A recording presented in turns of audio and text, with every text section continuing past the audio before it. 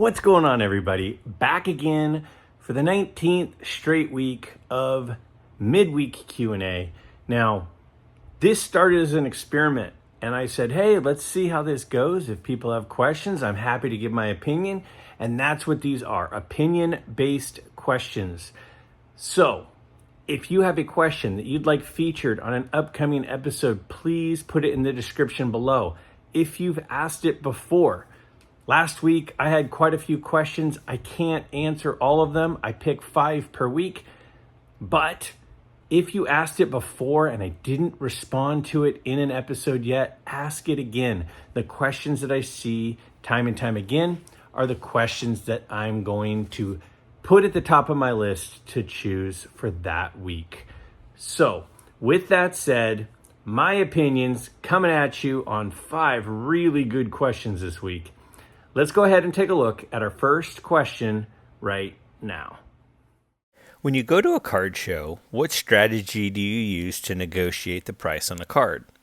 When purchasing a card, how do you determine the value of the card and what you're willing to pay for it? All right. Great question. You know, I've been going to a lot of card shows lately. I think I do okay on my negotiations. One of the reasons why whenever I do a card show, I keep the camera rolling as I negotiate is so you can see exactly how I am negotiating.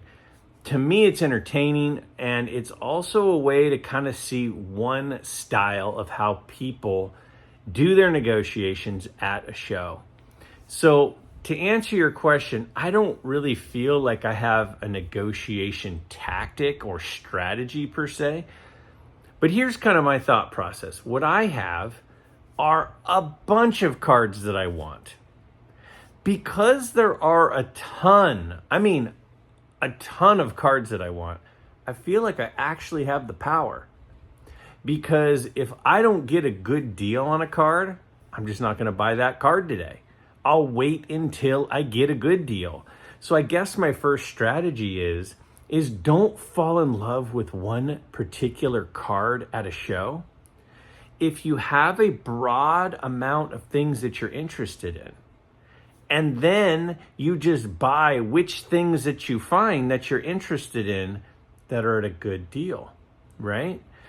So on less expensive cards at card shows, for example, so let's just say, like, for example, recently I bought a 1984 Topps Don Mattingly at a card show. It was featured in one of my card show videos.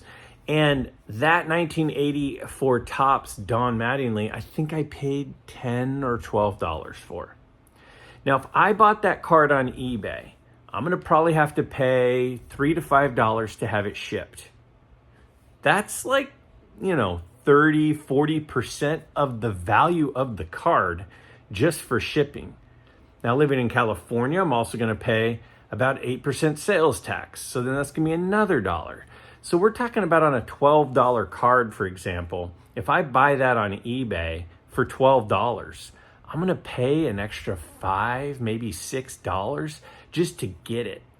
So now that $12 card became an $18 card.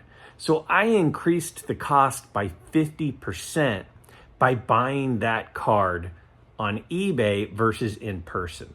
So for me, when I go to a show, one of the things I do is I do try to focus on some of the less expensive cards because the cost of shipping is such a big percentage of the cost of the purchase if I buy it on eBay. So I guess one strategy I would say that I have is I have a broad set of interests. I don't fall in love with one particular card, but in addition to that, I try to focus on the cheaper cards because the shipping costs, if I were to buy it on eBay or a different auction site, are a larger percentage of the cost of the card.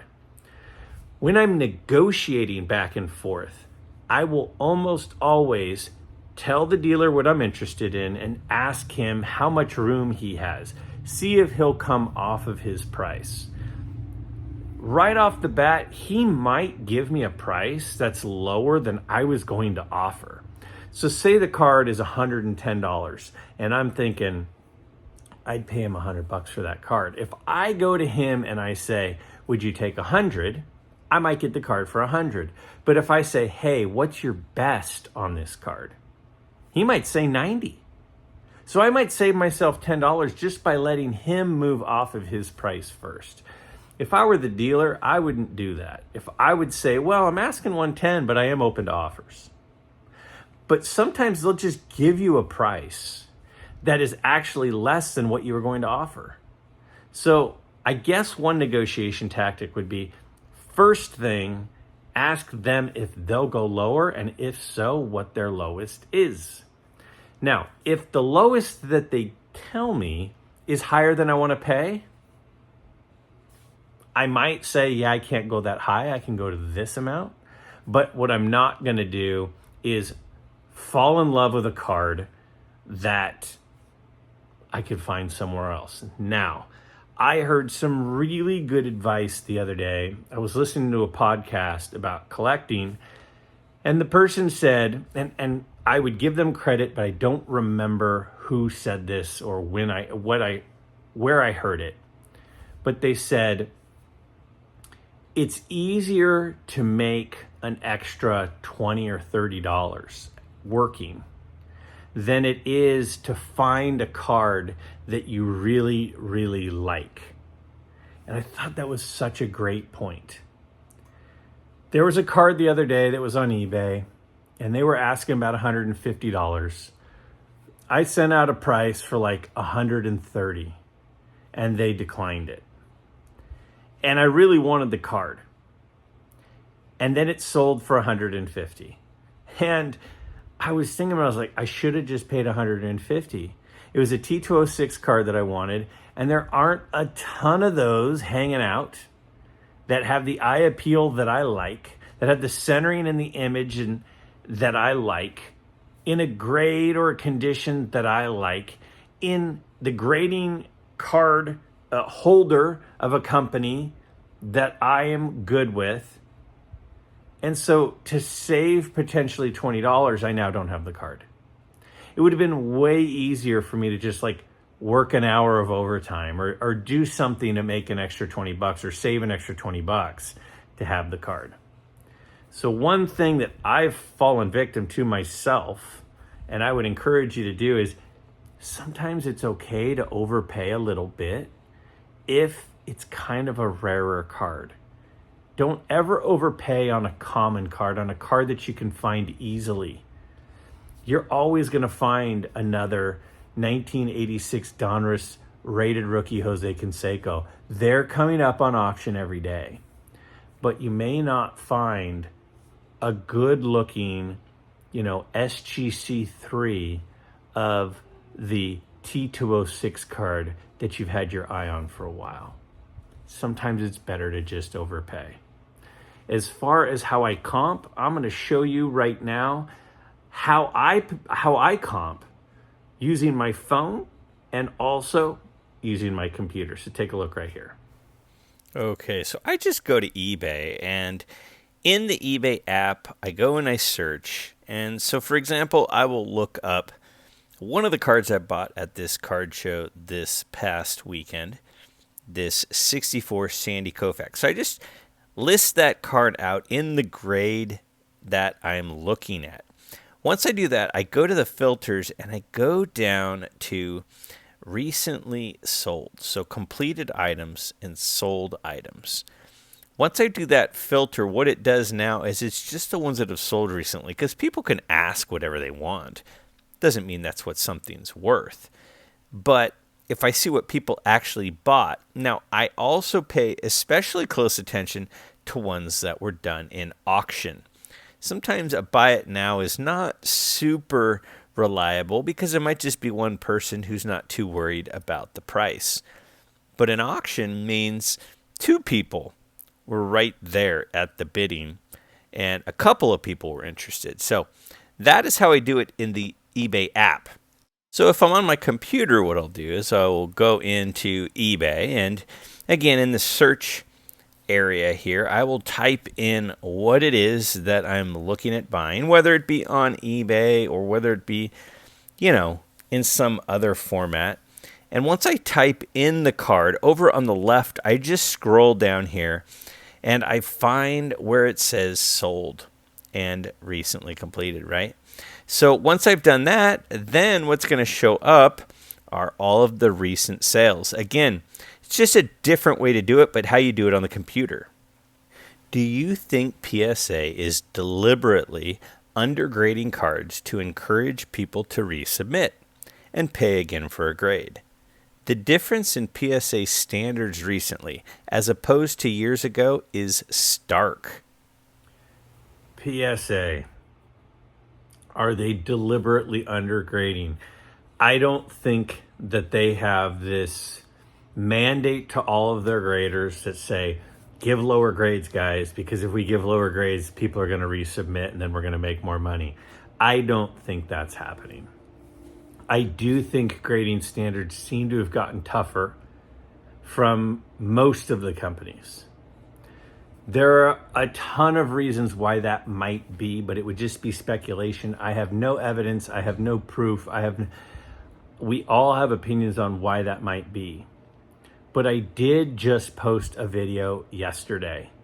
And the video I posted yesterday, if you've not checked it out yet, there are very few times I'm going to strongly encourage you to watch a video that I've posted and really, really tell you I think it's worth your time. But I really think the video I posted yesterday is worth your time. And it goes into this exact topic. Why does it seem that PSA and SGC are grading harder? Is there a reason for it? And I think that there is. And I go into the reasons and I go into the ramifications of that in that video. I would encourage you to check that out. But I don't think they're purposefully undergrading to result in more submissions for cracking and resubmitting. I don't think that's happening, but I do think that the grading standards have gotten tougher. I think there's actually a reason for it. I think there's actually an explanation for it, and that's what that video talks about. And I think it's worth your time, so check that out. I've heard you mention that you're a teacher several times. Does your hobby ever cross over into your profession? Do you ever use the hobby as examples? All right, so yes, I am a teacher. And I have talked about that multiple times. And the fact that you know that I'm a teacher because you watched my other videos means you've watched some of my other stuff. So for that, thank you. And if you are not a subscriber, I hope that people will consider subscribing because I do try really hard to make all of the content that I put out worth your time. To answer your question, do I use my YouTube experience, my card collecting hobby experience in my teaching? Rarely, but here's the reason why. You and I are card collectors. We both love cards. We both love everything about collecting baseball cards, football cards, basketball cards, whatever it is that we're into, we love it. But a lot of my students, they're not into it. Now, some are, but a lot of them aren't. So for me as a teacher, one of my main goals is every single day when we start a lesson, when I start instruction, is I want to make things relevant for my students. So while you and I love cards, my students, most of them aren't into cards. So if I use cards as my example all the time, then a lot of my students aren't as interested. So what are high school kids interested in? High school kids are really interested in owning a car. So I teach business finance is a lot of what I teach. And I teach them about budgeting, and I teach them about supply and demand, and I teach them about appreciation and depreciation and costs associated with owning cars and increases in value over time and investing over a long period of time and compound interest. And I talk about those things, but instead of using cards, a lot of the time, I will use things that they are interested in, like buying a new car versus a used car, buying a collectible car versus, more of a usable car. They are really interested in things like they're really into shoes, right? They're really into clothes. They're really into movies and concerts. So I use a lot of those things for my experience with them. But yes, there are times I do bring up cards and I do talk to them about cards and I do use it as examples. But for the most part, I don't, because I want them to buy into what I'm teaching. And in order for them to buy into what I'm teaching, I've got to be teaching them about things that they're interested in. And unfortunately, only a handful of them are usually into cards. How do you know a raw vintage auto is real? For example, from eBay or forged? This is a great question. How do we know if an autograph is real versus forged? Well, there is one way to know that an autograph is real. There is only one way, and it's not PSA DNA certification or JSA certification or Beckett certification. It's to see the thing get signed with your own eyes. That's the only way to know for sure. I was very fortunate that before the autograph boom, I got my Mickey Mantle autograph on a ball. I'm very lucky I got my Ted Williams autograph on a ball before the autograph boom. A lot of my autographs I got in person and I've had for a very long time. My dad swore forever. This was my dad's policy. Rule number one, he'd only own autographs that he saw signed himself or a family member saw signed. Rule number two, the only autograph he'd ever pay for was Mickey Mantle's. And he did pay $25 for Mickey Mantle's autograph, just like I got a Mickey Mantle autograph for $25 at the same show, at the same day, at the Sacramento Community Center back in, I was fifth grade, so I was 10. All of his other autographs he has gotten for free, and he's got a lot of autographs, but all of them he's gotten in person, or I got in person and gave him, like the Reggie Jackson autograph he has that I got at spring training from Reggie Jackson and gave him, or the Derek Jeter autograph he has that I got in person and gave him. But that's the only one he paid for. So that is tough. Some people are totally okay if it's PSA authenticated. And quite frankly, they have really, really good techniques to genuinely, certify them as authentic. Is it 100%? No, it's not going to be 100%, but it's going to be likely. It's possible that they're not real. They can do things like under heavy magnification, they can see the speed at which the autograph was signed. And if there's hesitations, that would generally be because it was a forgery, right?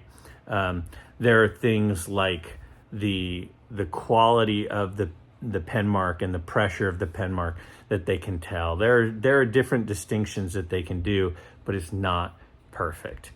For me, almost all of my autographs I got in person. The ones that I haven't gotten in person are the ones that are recently done through like Panini or Topps or somebody, where they are vintage players signed new cards, where they bring, Kareem Abdul-Jabbar into the Panini facility and he signs a bunch of autographs and then they insert them into packs and then off they go into packs and they're certified by them. Those ones I trust and I think they're probably legit, but the only way to know for sure is to see it with your own eyes. Why do you collect players that you've never even seen play? This is a fair question. Why do we want to collect cards and autographs and memorabilia of somebody we never even saw play? Well, the same reason why I'd love to have a document that was written and signed by Abraham Lincoln. I wasn't alive during Abraham Lincoln's presidency, but I still think Abraham Lincoln is awesome. I think he was a great president. I think he did some awesome things. I'm a big fan of Abraham Lincoln, but I wasn't alive during his presidency. I love the fact that George Washington, after, helping the United States earn our independence, they wanted to make him King George Washington. And he said, wait a second, the whole reason why we don't want to be a part of the monarchy that we were a part of is because we want everyone to be equal. So we're not going to have kings, guys. So I appreciate this offer, but I'm not going to be a king. I'll be your president temporarily. And I love George Washington for that. I wasn't alive during George Washington's time, but I'd love George Washington's autograph. I'd love an artifact of George Washington's. I look forward to Sunday going to Mount Vernon and seeing his home and seeing his final resting place. I love learning about those. So the reason that I collect cards of guys I never saw play is because I like history. I like people that did important things, memorable things.